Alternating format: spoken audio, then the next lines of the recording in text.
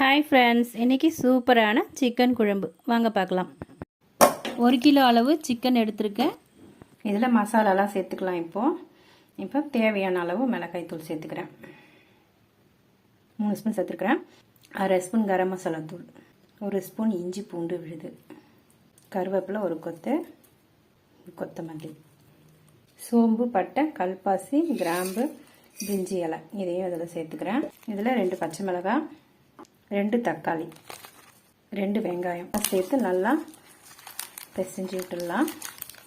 இதில் எண்ணெய், நீங்கள் நல்லெண்ணெய் இருந்தால் நல்லெண்ணெய் விட்டு செய்யுங்க, ரொம்ப நல்லாயிருக்கும். நான் இன்றைக்கி சமையல் எண்ணெய் தான் எடுத்திருக்கேன். இதோட உப்பு சேர்த்துக்கிறோம். இதை நல்லா பெசரி வச்சாச்சு. இதை அப்படியே 1/2 மணி நேரம் ஊறட்டும். இப்போ குழம்புக்கு மசாலா அரைச்சிடலாம். இதுக்கு மிளகு, ஜீரகம், தனியா, பட்டை, சோம்பு, கல்பாசி எடுத்திருக்கேன். இதை சேர்த்துக்கிறேன். இதோட ஒரு பிரிஞ்சி இலை நல்லா ஒரு மிதமான தீயில வச்சு லைட்டாக வறுத்துக்கோங்க. இந்த மசாலாவோட கொஞ்சம் வெங்காயம் தக்காளியும் வதக்கி அரைச்சிக்கலாம். கொஞ்சமாக எண்ணெய் விட்டுருக்கேன்.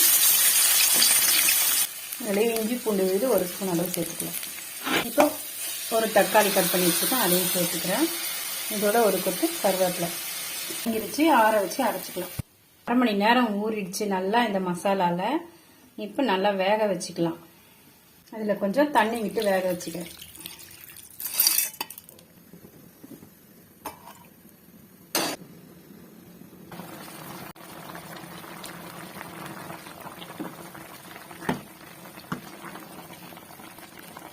மசாலா சேர்த்து கலந்து விட்டுட்டு மூடி போட்டுடலாம். அப்படியே கறி நல்லா வேக.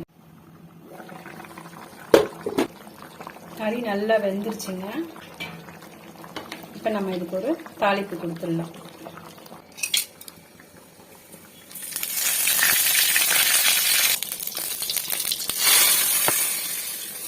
ஒரு கைப்பிடி அளவு கொத்தமல்லி இலை தூவி ஸ்டவ் ஆஃப் பண்ணிக்கலாம். சூப்பரான சிக்கன் குழம்பு ரெடி.